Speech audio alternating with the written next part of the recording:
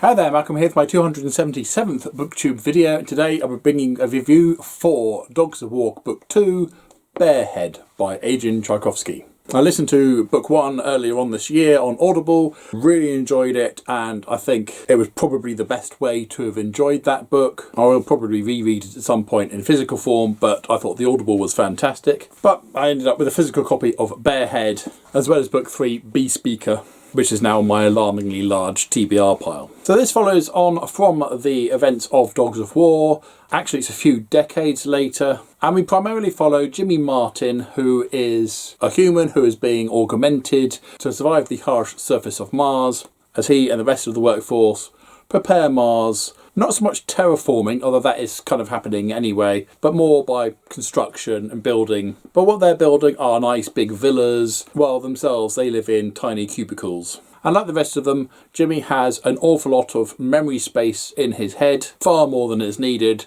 and at times he will use this spare memory to store somewhat questionable materials that he really shouldn't have. He has a drug habit and basically needs to do this occasionally to help pay for this addiction. And the latest upload he takes starts talking to him. Now it claims to be a conscious being known as Honey, the bear from the first book. Now Jimmy wouldn't have been Honey's first choice, or even way down the list. And he makes it very clear very early on that he wants nothing to do with whatever Honey wants. But Honey is very good at getting her way.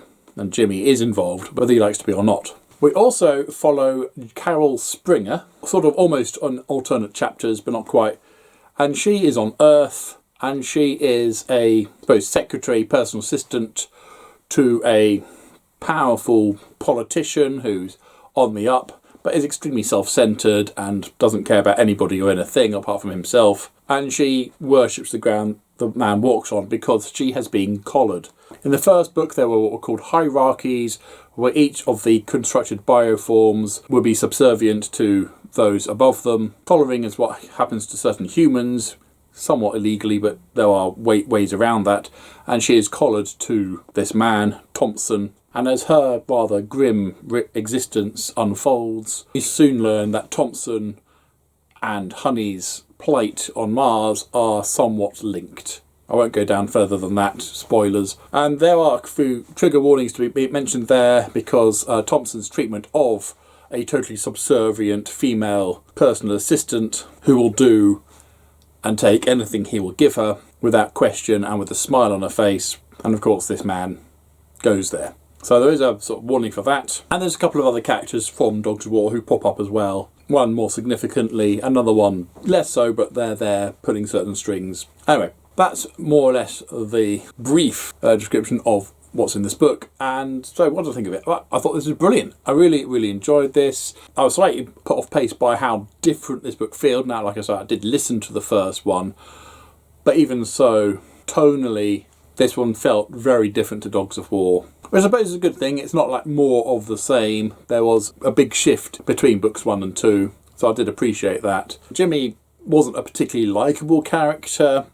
He kind of understood where he came from, though. You know, one of those, if you were put in Jimmy's situation, would you have done the same things that Jimmy had done, or would you not? And chances are, what Jimmy did was perfectly natural and reasonable, to be honest. And he does kind of, not necessarily redeem himself, but make himself more likeable and less of a wastrel by the end of the book. And Carol's story, although quite grim, is a very unsubtle dig at certain world leaders or other leading politicians. I don't think it was very subtle, and I laud its bravery for all of that. And her story comes to a very satisfying conclusion as well. And as for the other extraneous characters, I won't name names because of spoilers, but there's certainly some endings for some, big question mark over another, and as the third book is Bee Speaker, a definitive continuation for at least one significant character for the first book. Absolutely love this, booktastic.